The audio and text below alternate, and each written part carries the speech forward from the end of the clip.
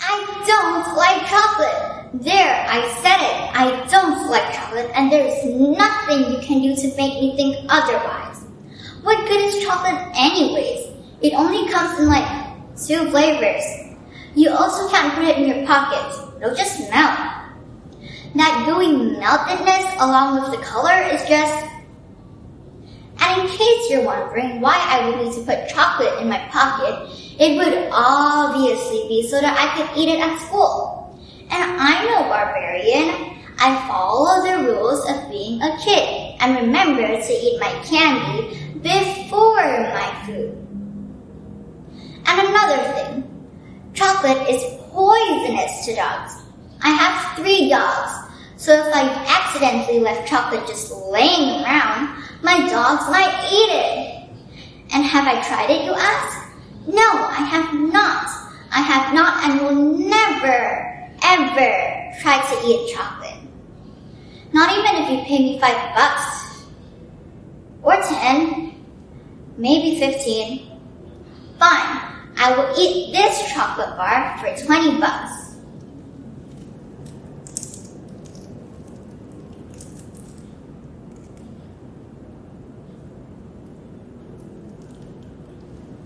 That was the greatest thing ever! Give me more, please! Alright, good morning class. Welcome back to another day of online school. Hope you are all doing well. Let's get started. Wait, before we start, Jason, can you please turn on your camera? It's required to have it on. Earth to Jason, please turn your camera on. Jason. Okay then. Felicia, can you please adjust your screen so that we can see you and not your forehead? Oh dear, that's too much. Can you adjust it so we can't just see your mouth? We want to see your whole face. Maybe move your screen back a little. It's fine. We'll figure it out later. Alright, class. Seems like we can finally get started. Earl, son, you're unmuted. Why are you watching YouTube? It's not even the most boring part of my class yet. Mia, please, would you get out of bed? We are literally in class right now. You can't be sleeping in class. Get out of bed and find a desk already. Sean, what is that? You can't hear me? Oh, have you tried reloading the Zoom page? You can't reload Zoom? Oh, how about you try to leave and rejoin, okay? Oh no, Gina, looks like you're frozen. Are you frozen? You're frozen. Mute your mic, dear. My ears, please. Turn off your microphone. Thank you. Moving on. What a pleasant surprise. Everyone look here. My cat Peanut has decided to join our lesson. Oh, don't you think about it. Get off my computer. Get off now. Sorry about that, guys. Guys, I realize we have been doing this for months now. We gotta hang in for a little. And yes, it's been hard and extraordinarily frustrating. But I believe we can do it. So let's go to it. Only a little longer, guys. We'll be in school soon enough. Come on. And I disconnected from the lesson. In the middle of my inspirational speech. Okay, I will not cry. I will not cry. Yeah, I'm in high school. What are my interests? Well, my friends say that I'm obsessed with celebrities. I just want to say to them, look, you 2 tiny molded fruitcakes. I am not obsessed with celebrities. The truth is, I'm in love with one, Theo James. I know his age, address, his full name, where he lives, and where his entire family lives. I mean, we're basically married. If you ever get to meet his family, you will love them. I sure will. I plan on paying them a little visit. You know, just to ask a few questions like where the nearest hardware store is, or if Theo has any cameras at his house. That is the basic questions you ask your husband's parents, right? Yeah, I know this flight to England costs a lot of money. But he is worth it. Anything for my hubby. I'm sure that he has gotten the hundreds of letters I sent. He's just too busy to write me back. Oh, I know that he is so excited to see me.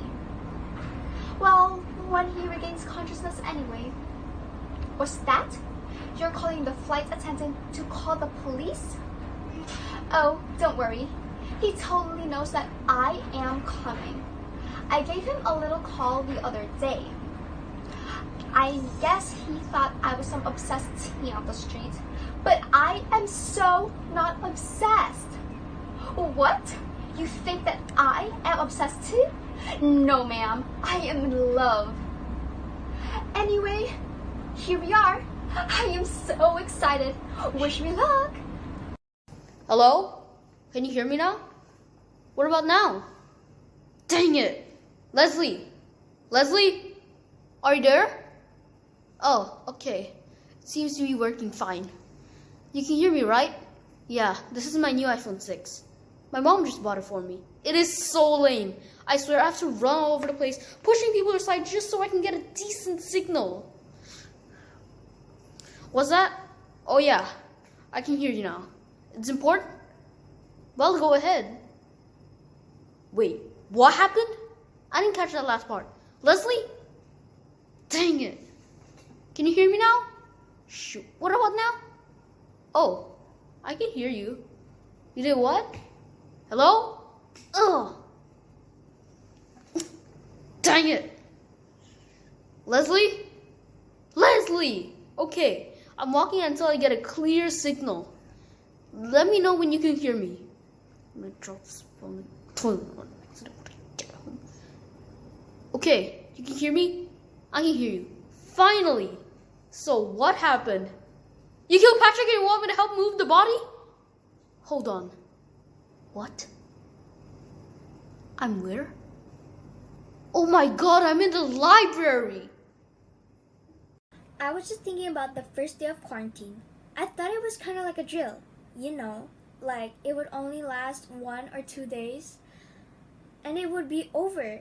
Well, this is not a drill. I've also discovered the stages to complete craziness. I've been craving just to get outside, play, or just get out and do something. Anything. I mean, who wants to sit inside and do nothing? Am I right? So, the stages go like this. Sit, stare at the wall, eat, get bigger, and binge watch my favorite shows on Netflix. I started to binge video games, which is when I discovered that the pandemic is kind of like a game of Among Us. Like, right? COVID-19 is the imposter and this spaceship is the quarantine area. This pandemic is crazy. Man, I just can't wait to hang out in real life again. Waiting for this to end is like watching a pecan tree grow. You could call my life with your phone and it would say something like this. You're on hold. Is it just me? Or do you feel the same way too? Hi, my name is Steve Kunyawan, and I'll be performing a monologue English class by Justin Kaiser. Our class, listen up, because of last week's events, we're going to try this again. Everyone, get out your pencils and no throwing them this time. Jane, put the cell phone away. I'll not hesitate to take it. Sean, stop trying to light Cindy's hair on fire. There's barely any left from last time. Jason, don't you dare throw that chair out the window. Jason! Oh, you got worse than today than yesterday. And now I have to replace the window. I'm calling the principal. Hello, Mr. Sanchez? We need you in the 5th grade classroom. What? Do you mean you're busy? There's no way those kindergartners are worse than these kids. Oh, they did that. Oh well, I hope Miss Smith recovers. Those kindergartners should be ashamed for doing that to her. Well, stay safe and I hope the pencil wound in your arm heals. Okay class, new test. We're going to see how good you are at finding a new teacher because I quit. I'm going to be a janitor. I'd rather clean up other people's messes than teach you. Adios! Hello, have I reached the pandemic response team? Oh, good. My name is Chris Johnson and I have something important to tell you. I know who started the zombie virus. It's me. But I can explain everything. I work in a DICOR labs and I have been working on a medication to cure bad skin. Now I believe I accidentally added some of the other substances that we had been mixing. One was a mild antibiotic that was shown to reduce the effects of aging. I don't think that was it though. The other one was a chemical that has been shown to bring people back to life. Yes, you heard me that correctly. That's what I'm calling. That's why I'm calling. Our test subjects are the ones who first turn into zombies. I came back from my break and everyone was missing. And I saw in the news that there were zombies. It started in our lab. Now I think I know the cure. It's as simple as mixing part A and part B, and in theory it should work. If it doesn't, I can add in some of the confidential ingredients. No, don't hang up. I'm serious, please. Or ask me. No, you don't understand. You can't lock me away. I alone can cure this. I know I made a huge mistake that could cost hundreds of lives. But if I can fix it, then it's not the end of the world. Look, I have loads of promising chemicals in my lab, and I'm even willing to test them myself. Okay, yes. Send someone over. Your scientists will want to work with me on this. I'm the only one who knows the formula. Okay, bye. That was quick. No! Zombie!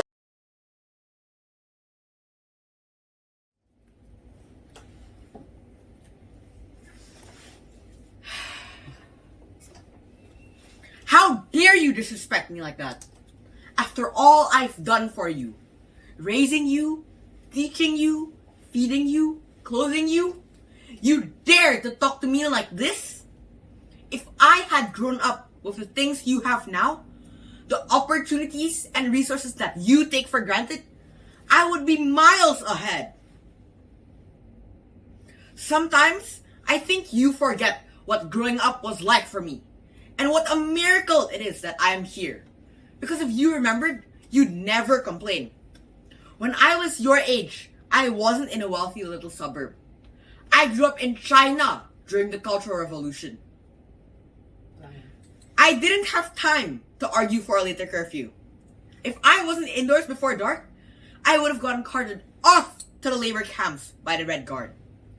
If I had spoken to my mother the way you just spoke to me, she should have whipped me with a leather belt until I bled. Every time I see you refuse to eat what I put on your plate, I just want to smack you. When I was little, I was hungry.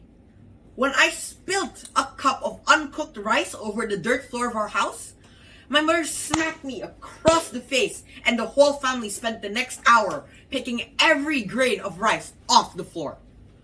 When I hear you talking about how bored you are, I remember the hours I spent playing with the mercury from a shattered glass thermometer, rolling it around my bare hands, and thinking to myself, how lucky I was to have found such a fascinating toy.